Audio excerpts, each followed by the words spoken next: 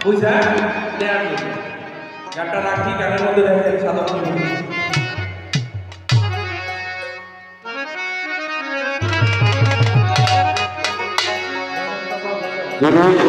তোমার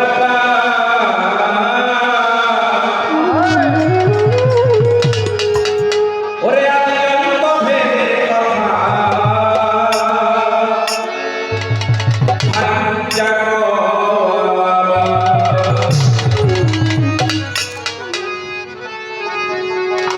ওরে তুমি না বুঝাইলে কথা তুমি না বুঝাইলে কথা পাই দুর্বল তোমার আমি অপরে কথা ভাইকা কহ দুর্বল তোমার আমি অপরে কথা ভাইকা কহ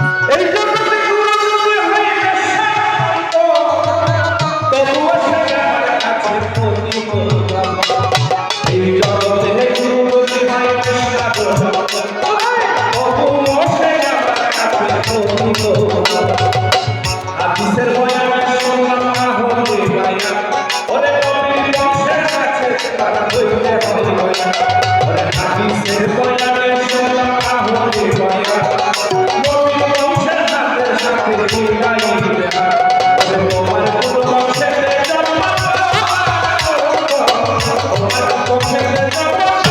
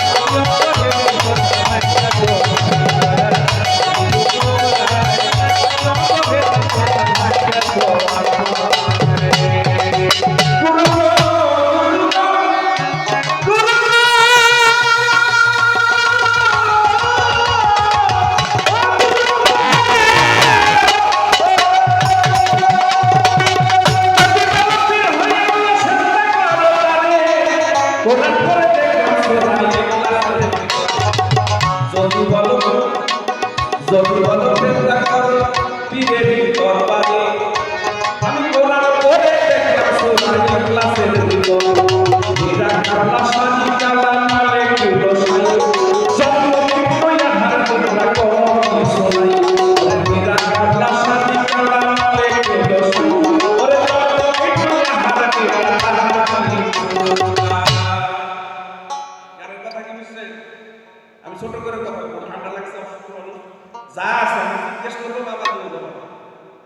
খেলে আপনাদের দেখেন গুরু ধরি তোমার পায় আদি অন্ত।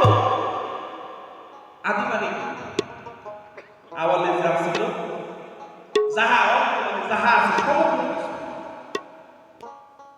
আদি অন্ত ভেদের কথা ভাইকা কয় গয়াল তুমি না বুঝাইলে কথা পাইব ভাই। দেখেন এখান থেকে গুরুকে মেনশন করা হয়েছে, সমস্ত কিছু বলে দিবে।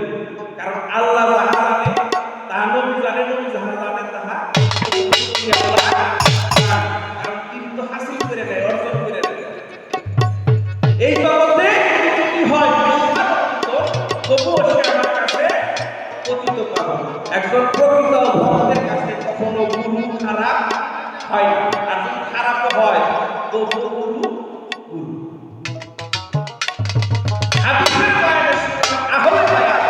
নবীর বংশের হাতের উপর এই ব্যাস লাগছে না, লাগছে কিন্তু যে নবীর বংশের হাতের উপর হইতে হয় পায়া। দয়াল নবীর ছেলে সন্তান কয়জন ছিল? 4 জন ছেলে 4 জন মেয়ে। কিন্তু অপ্রাপ্ত বয়স্ক অবস্থায় বা বংশ বিস্তার করার আগে কিন্তু তারা দুনিয়া থেকে বিদায় নিয়েছে ছেলেরা, কারণ ছেলে দিয়ে বংশটা বিস্তার হয়। আমার বাবা ফকির আহমদ সরকারের বাবা কালু শেখ, কালু শেখের বাবা হচ্ছে ফয়জুদ্দিন শেখ। আচ্ছা, আমার বাবা ফকির আহমদ সরকার, আমার ছেলে তাহলে এইভাবে তো আস্তে আস্তে হয়, বংশটা এইভাবে হয়ে যায়। কিন্তু দয়াল নবীর তো কোনো ছেলে ছিলেন না, যাকে দিয়ে এই দুনিয়া এই নবীর বংশের হাতের উপরে যে হইতে হয় পায়া। হ্যাঁ, এই নবীর বংশটা কত বুঝেন নাই, রাইখে গেছে। আমি তো নবীর বংশ পাইনি, কারণ আমরা খালি শুনছি যে নবীজি আসছেন দুনিয়ায়, তারপরে তার 4 ছেলে হয়েছিল, কিন্তু তিনি তাদেরকে দায়িত্ব দেন নাই, দায়িত্ব পাওয়ার আগেই তারা চলে গেছে। এখন সাধন বলতেছেন বা হাদিসের মধ্যে পাইছি যে নবীর বংশের উপরে বায়াত হয়ে তোমাকে মুসলমান হইতে হবে।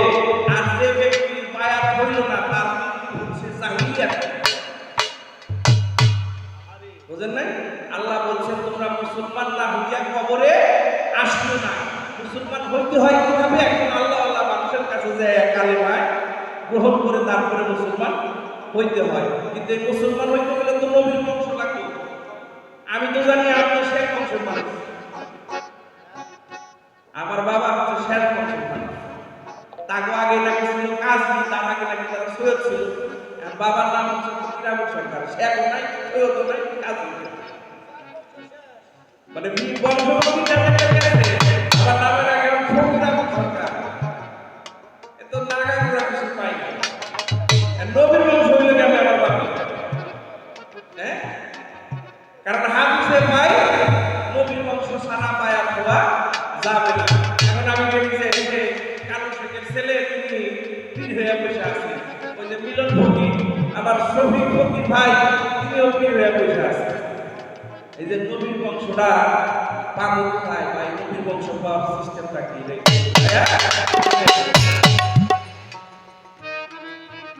নিরাকারে সেজদা হারাম করতে হয়। আমি কোন পর্যন্ত করব সেজদা? করে দাও নির্ণয়। যদি বলো সেজদা করো মানুষ গুরুর পায়, তবে মানুষকে কি সেজদা করা যায়? মানুষের পায়ে সেজদা করা কি? সেজদার মালিক কেডা? হ্যাঁ, কথা বলেন। সেজদার মালিক কে? তাহলে মানুষের পায়ে সেজদা না করা যায়, তাহলে আমাদের পীর মুর্শিদের দরবারে যাই, আমরা পীর মুর্শিদের পায়ে কদম বসি করি বা সেজদাই করি, যাই করি, এটা আসলে এটার মানে সঠিক কোনটা? সেজদা আর কাফি। আর এটার হাকিকত কি বা এটার দলিলটা কি? যদি দলিল থেকে থাকে তাহলে বলবেন। আর মানুষকে আসলে সেজদা করা যায় কিনা? কারণ আমি জানি যে আল্লাহ ছাড়া সেজদা কাউকে দেয়া যায় না। যদি বলো পীর হয় আল্লাহ, এই কথা কি ফটকা ফটকা লাগে না? পীর কোনদিন আল্লাহ হয়? হ্যাঁ, যদি বলো পীর হয় আল্লাহ, সেজদা করো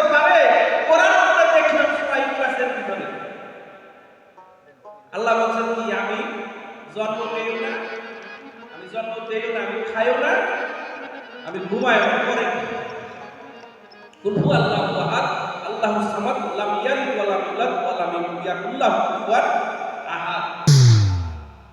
তার জন্ম মরণ কিছু, তিনি জন্ম দেয় না, জন্ম লয়ও না। নিরাকারে নিরাকারে সেজদা হারাম। নিরাকার মানে যার আকার নাই সেটা হচ্ছে নিরাকার। তাহলে আকার আকারে সেজদা কথাটা বলছে মনে হয়। নিরাকারে যদি সেজদা হারাম হয় তাহলে আকারে সেজদা জায়েজ। তাহলে এই বিধানটা কিভাবে?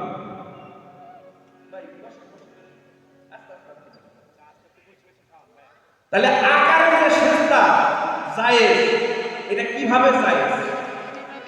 এই বিষয়টা আমাদের একটু বলবেন।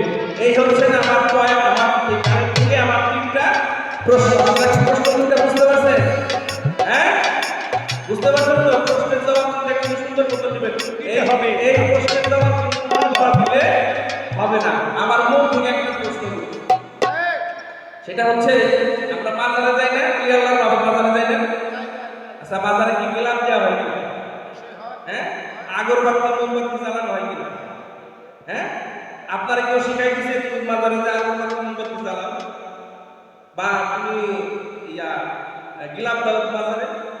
কেউ শিখাই দিছে? কিন্তু আমরা দেখে আসছি চোর চোর চোর এটা চলে আসতেছি না।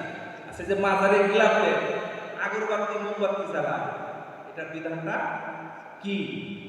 আর আমার দয়াল নবী এই যে তবে কে কোন করেছিল সেজদা আমার দয়াল নবী পায়, আমার দয়াল নবীর পায়ে কে কোন দিন তার জীবন দশায় কে কোন দিন করেছিল সেই কথাটা আমাদের কাছে বলবেন। পাঁচটা প্রশ্ন বুঝে নেবেন। ঠিক আছে, ধন্যবাদ।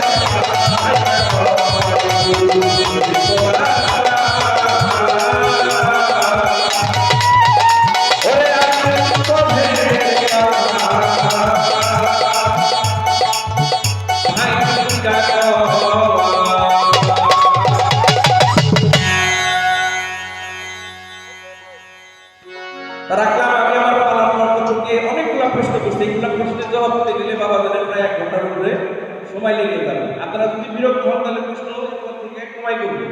কিন্তু যেগুলা করছি এগুলা মানুষের জানা এবং বোঝার দরকার, কারণ এগুলো আমাদের ক্রিয়েত দরবারে হয় না। আমাদের পথের বিধান, কিন্তু বিধানগুলা দলিল ভিত্তি কিনা জানা দরকার। দেখেন বাবা,